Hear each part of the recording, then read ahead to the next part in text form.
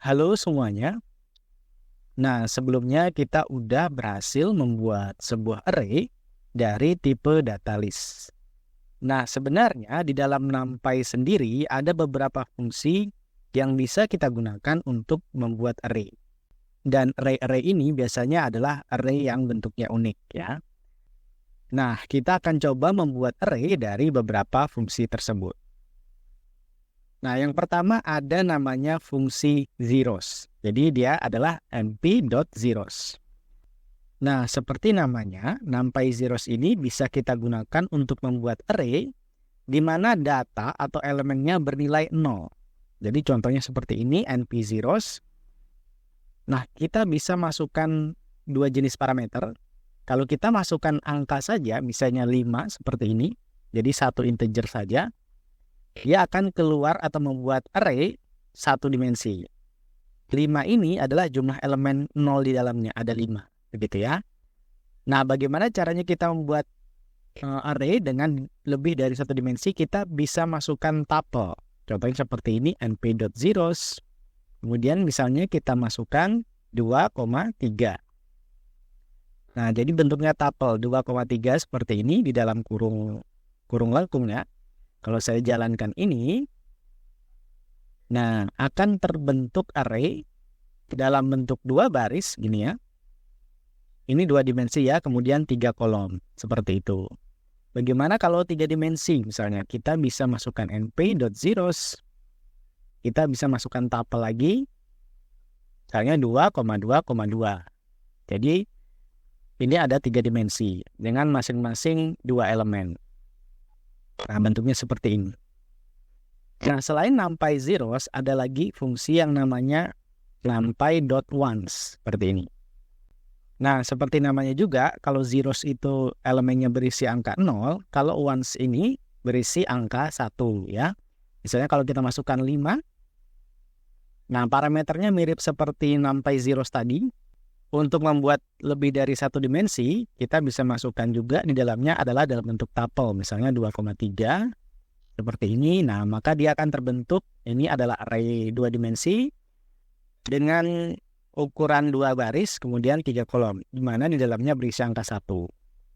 Nah, selain once, ada juga fungsi yang namanya numpy.i. Nah, I ini adalah mirip seperti matriks identitas ya. Jadi dia matriks identitas itu adalah matriks 2 dimensi di mana diagonalnya berisi angka 1. Begitu ya. Jadi kalau saya misalnya masukkan di sini 5 parameternya, nah dia akan terbentuk matriks 2 dimensi ya, di mana ada angka 1 diagonal seperti ini. Nah, kalau kalian belum paham matriks identitas, itu adalah matriks yang kalau dikalikan dengan matriks lainnya, hasilnya adalah matriks lainnya tersebut. Jadi dia tidak merubah matriks tersebut ya.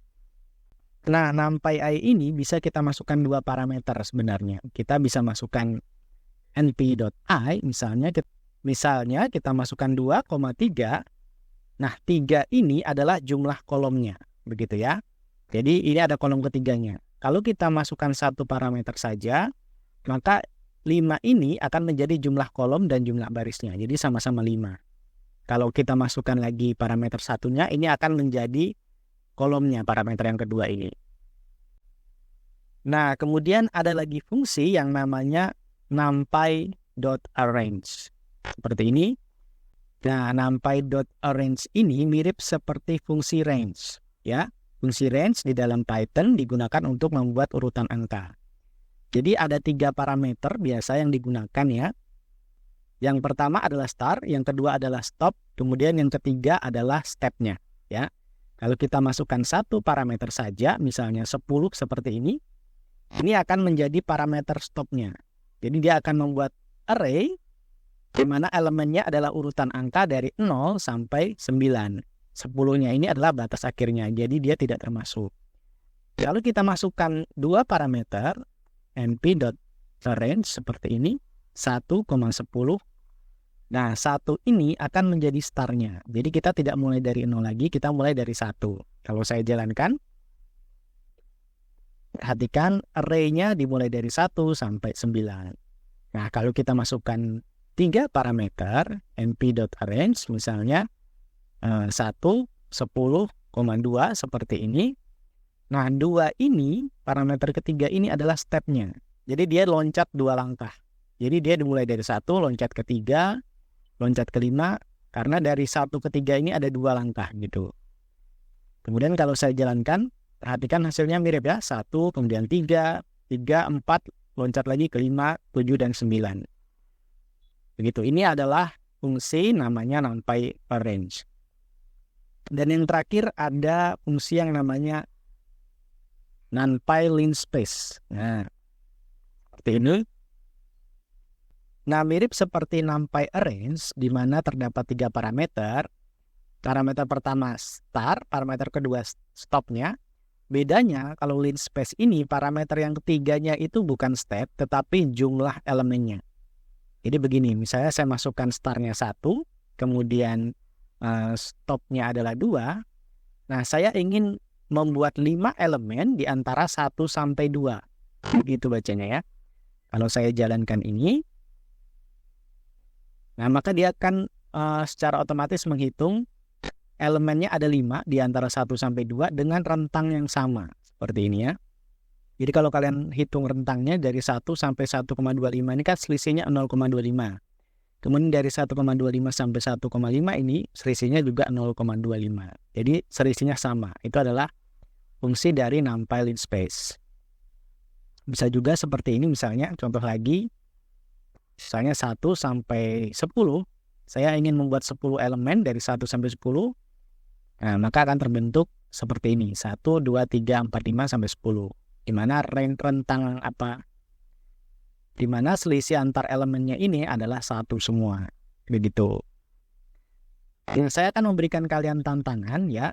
Coba kalian buat array bilangan genap ya dari 1 sampai 100 ya. Jadi isinya nanti 2, 4, 6 dan seterusnya sampai 100.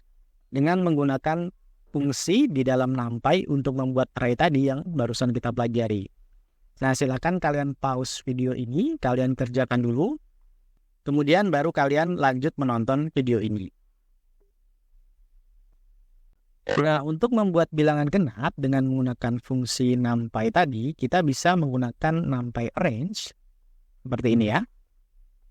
Nah, karena kita mulai bilangan genap itu dari 2 ya, karena 0 tidak termasuk bilangan genap ya, 0 adalah bilangan 0, kemudian 1 bilangan ganjil, kita mulai dari 2, kemudian stopnya itu bukan 100 ya, karena stop ini nanti tidak akan termasuk ke dalam array-nya. Jadi kita masukkan nilainya adalah 101, kemudian selisihnya adalah 2. Kalau saya jalankan, nah ini adalah array bilangan genap dari 2 sampai 100.